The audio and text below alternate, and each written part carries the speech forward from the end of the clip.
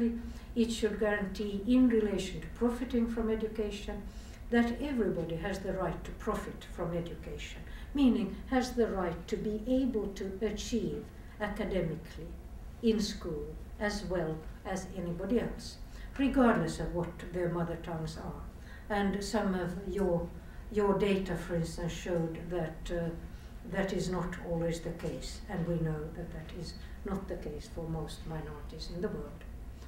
Here's one of my books, 818 pages, where this is one of those which has been just reprinted in India, where I have hundreds of examples of all the things that I've said so far.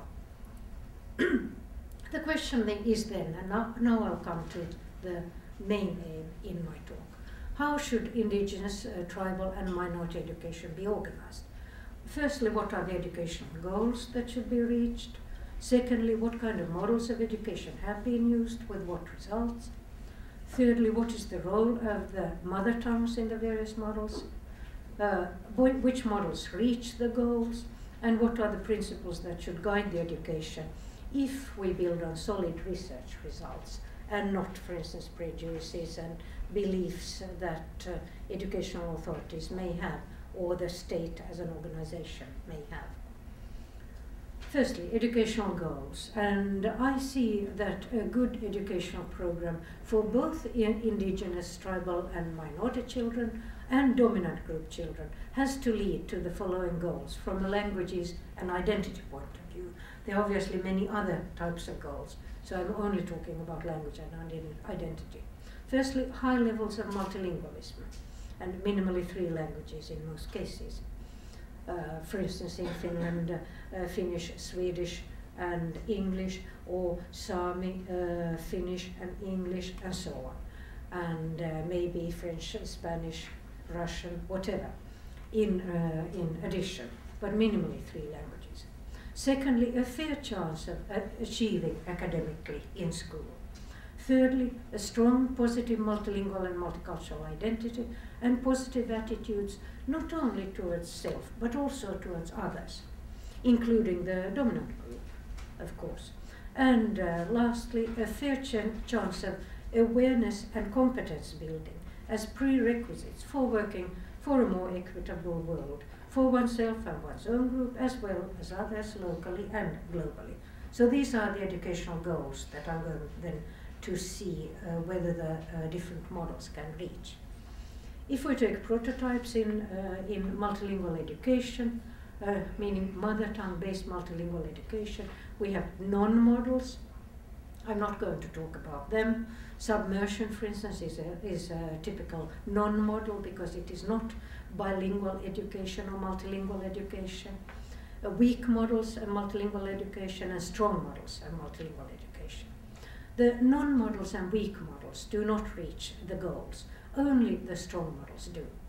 And subtractive submersion or sink or swim programs, where you throw in the minority child in a dominant language medium program that is a sink or swim. You don't support the children. They are allowed to sink, or they are forced to swim.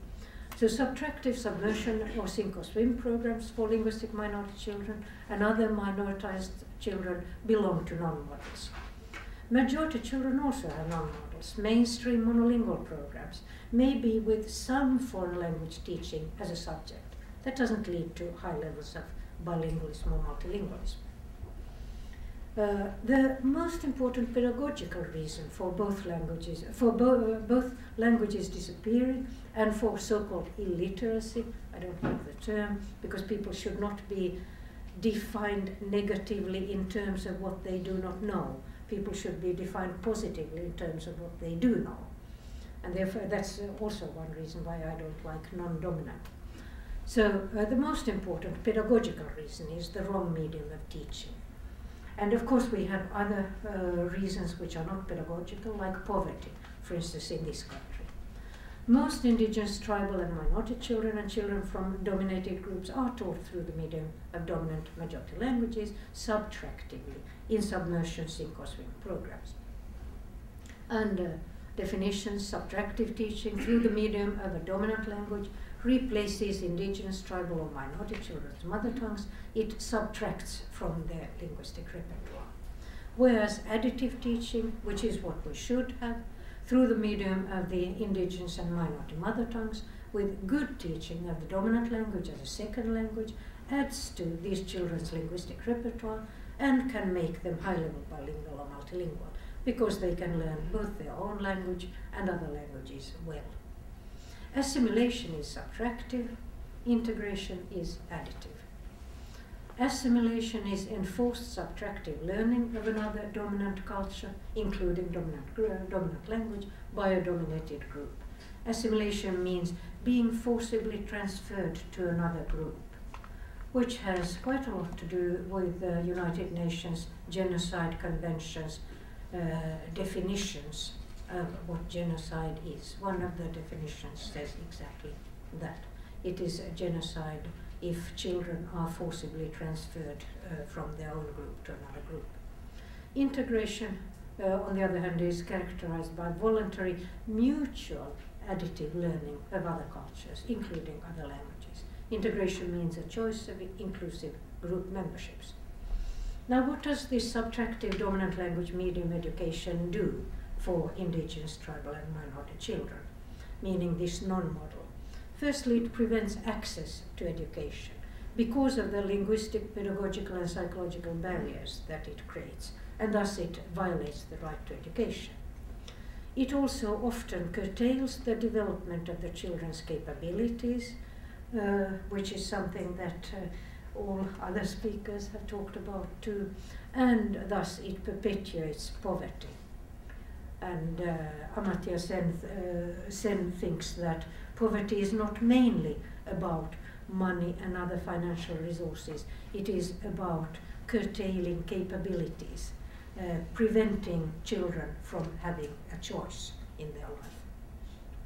This dominant language medium education is organized against solid research evidence about how best to reach high levels of bilingualism or multilingualism, and how to enable these children to achieve academically in school.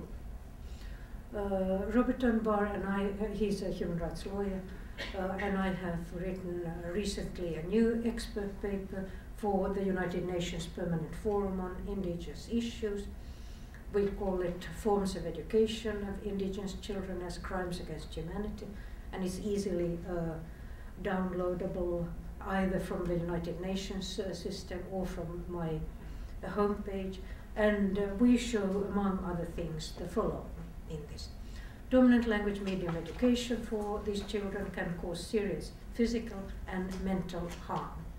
And one of the definitions, there are two definitions in the UN Genocide Convention. It has 5 definitions of genocide altogether, and 2 of those definitions fit this kind of education, and one of the definitions that fit is intentionally causing serious physical or mental harm. Okay, so we claim that we have shown that dominant language medium education can cause serious physical and mental harm.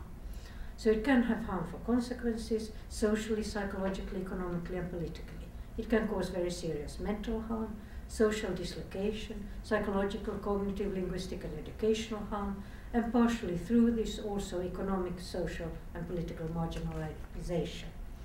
It can often also cause serious physical harm, for instance in residential schools, boarding schools, and as a long-term result of marginalization.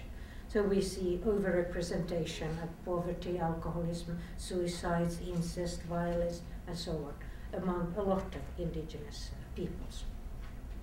So dominant language only submersion programs are, according to a very big study commissioned by the Maori section of the Aotearoa New Zealand Ministry of Education, these programs are widely attested as the least effective educationally for minority language students.